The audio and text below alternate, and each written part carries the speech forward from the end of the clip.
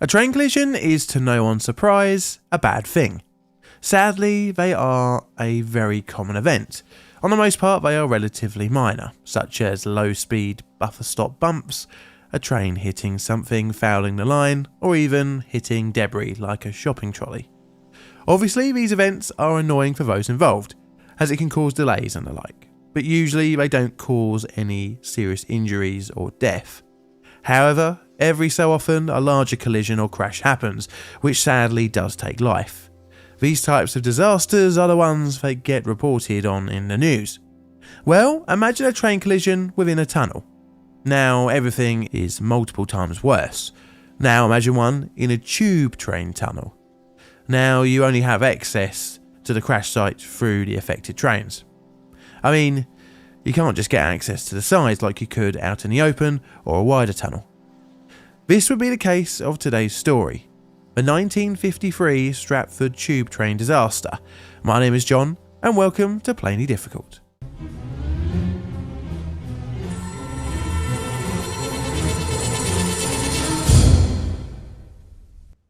Forward. Okay, so if I had to pick the underground line that I use the least, it would hands down be the Central. Us South Londoners would turn to ash if we went too far northeast.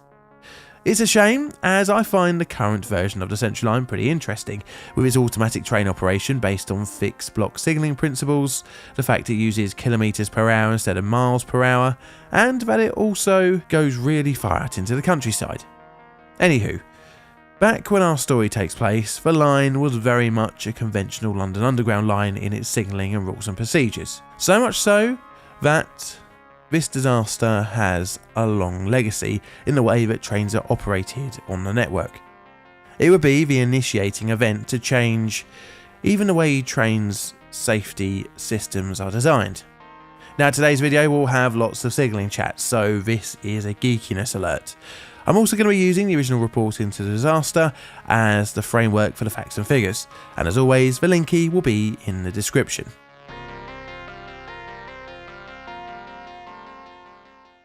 Signals, trips and stops.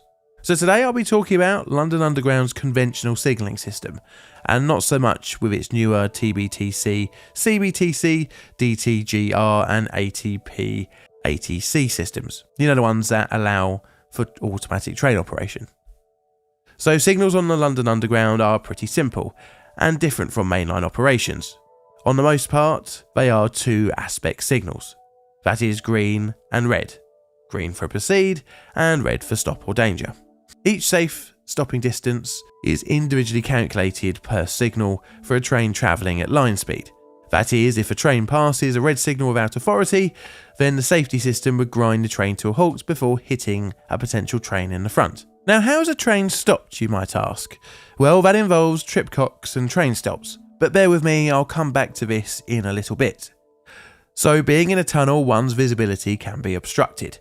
As such, additional signals are added to warn the driver of the condition of the next signal. These are called repeaters. They can show green and yellow. Thus, green means that the signal is repeated is clear, and yellow means that it's at danger or red. Now, generally on the Underground there are two types of signals, automatic and semi-automatic. The former are controlled by the passage of trains using track circuit blocks, and change automatically from green to red and back to green again depending on the track circuit's detection of a train. And the latter change to red after the train passes over its track circuit, but usually will require the signaller to return it back to green.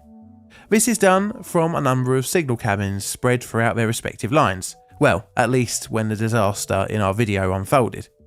So like all machines, signals have a non-zero chance of breaking down. As such, for any case of power loss, track circuit issue, light bulb being out, etc., then the signal will revert to a fail-safe position, i.e. at red or danger. Thus, there needs to be a provision for this. As well, a train stuck at a red signal in a tunnel indefinitely would cause a little bit of bother. This is where the old-fashioned Rule 55 comes into play, known as the stop and proceed rule.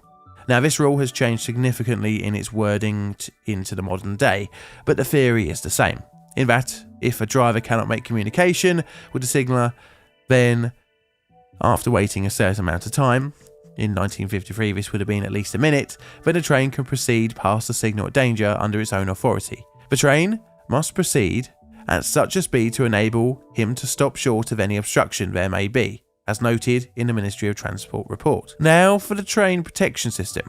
So trains on the Underground, even in the 1950s, had a very effective way to protect rolling stock in the event of passing a signal at danger, and that was the tripcock. This is a metal bar that is mounted to the right-hand side of the train on its leading shoe beam. This is then connected to a valve on the train's brake pipe, which after being tripped, is open, dumping the air out of the system, thus creating an emergency brake application. It also cuts the power to the train's motors. So what engages the tripcock? Well, that is the track-mounted equipment known as a train stop. This raises and lowers using pneumatic power. When the signal is at danger or clear, the train stop will either be in the up or down position. Usually, the train stop would be in the up position for danger and down for clear. The train stop raises 3 inches above the railhead on the right hand side and is then able to hit the tripcock. The system works pretty well, but in the case of a signal failure, the train will still have its emergency brakes applied when passing the signal under the driver's own authority. As mentioned in Rule 55, the train must then travel at a caution speed until the line is clear. This is vital, as if not, then one train could rear-end another, as you always have to assume that there is a train ahead of you. The rules for passing a signal under your own authority have changed on the modern day tube network, where if you can't make communication and you've waited a minimum of 2 minutes, and this can't be done at semi-automatic signals, X signals, or station starting signals, as well as several others. Now, the trains used on the Central Line in the 1950s look pretty ancient by today's standards. These were the standard stock. Even though other stocks used on the network at the same time, such as the 38 stock, actually still looks pretty modern, at least when compared to the standard stock. So when the standard stock was designed, traction control equipment was very bulky, and as such, it meant that behind the driver there was a whole control gear compartment. This also meant that passengers were actually quite a distance from the front and rear of a unit. The formations used on the Central Line at the time were 8 cars, and some of the carriages dated back to the early 1920s. They were not too far off replacement in 1953, with the 1959 stock predicted to arrive in the early 1960s. Regardless, they were the stock on the Central Line, and they had Westinghouse and electro-pneumatic brakes, a dead man, and that all-important tripcock protection. Now it's time for the disaster, so get your bingo cards ready. The disaster. So this is Stratford Tube Station, which is around here on a map. In April 1953, the area is under 10 years old, and the line has a rising gradient to Stratford Station. This is to accommodate cross-platform interchange with British rail services. After, at Stratford, in both directions trains then go back down a gradient to tunnel sections. For today, we're looking at 3 eastbound services from Stratford and signal Alpha 489.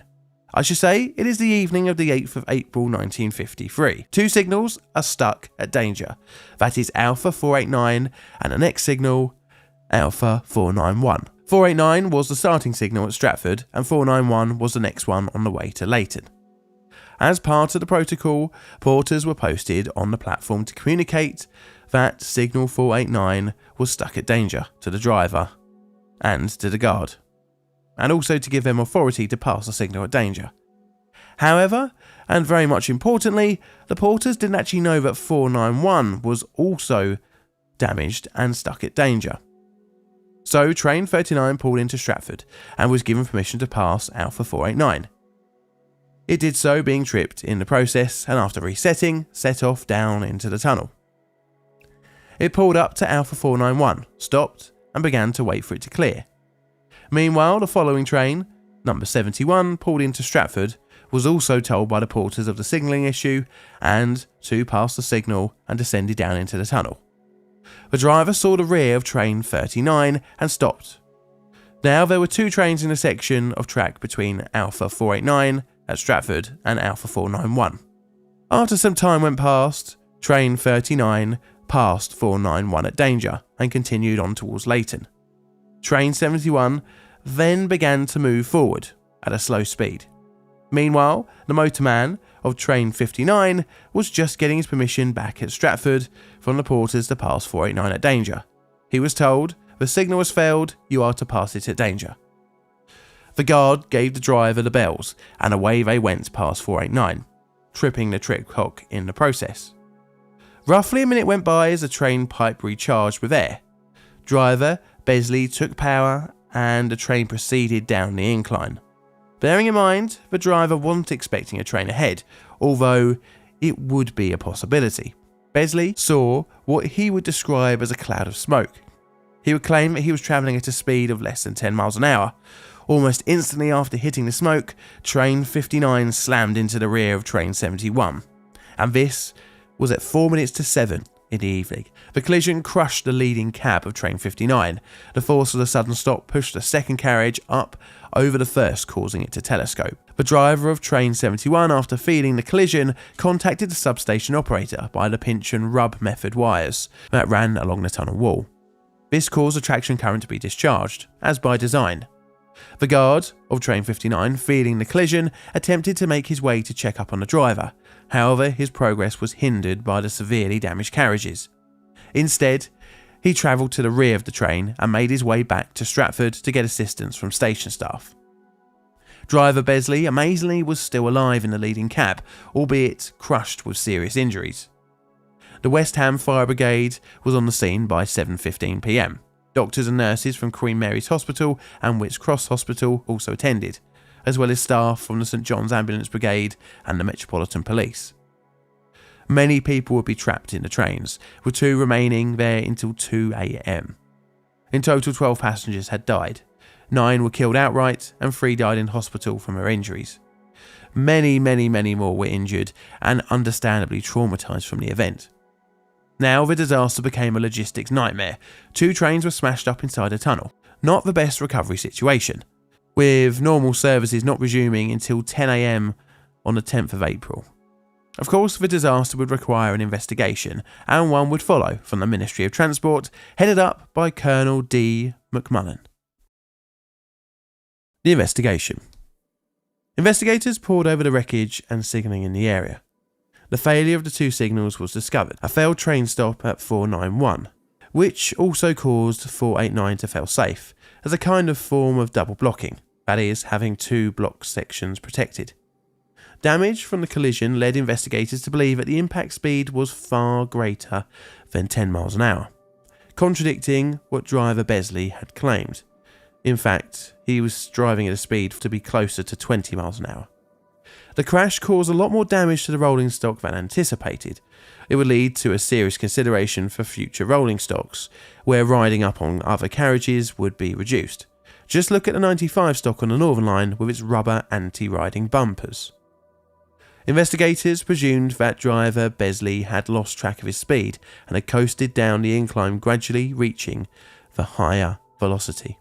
This was still his fault, but a number of factors played into his assumption of no train ahead. The first was that the porters did not inform of 491 being stuck at danger as well. Another was that the porters did not inform Besley that there had only just been a few minutes earlier 2 trains past that signal at danger. He was also not reminded to travel at caution, although he probably should have done so anyway.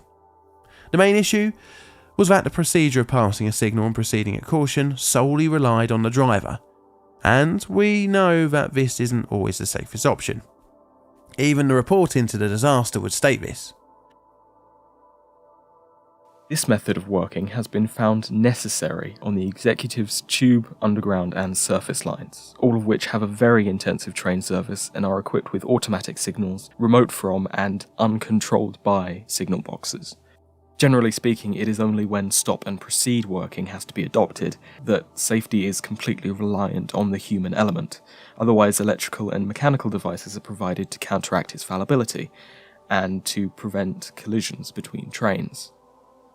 As a result of the previous accident in Stratford, Lieutenant Colonel E. Woodhouse recommended in his report that the staff should be continually reminded of the risks arising from the non-observance of the caution required by Rule 55G, This was met by the annual insertion of a notice in the Railway Traffic Circular, and the last reminder appeared in September 1952. These are useful, but it is evident they are not sufficient in themselves, and that some more positive action is necessary. And that was long-term channel friend Zephyrus. Humans are fallible, especially in a restrictive site environment. Shockingly, it would take until the 1970s before a system would be employed.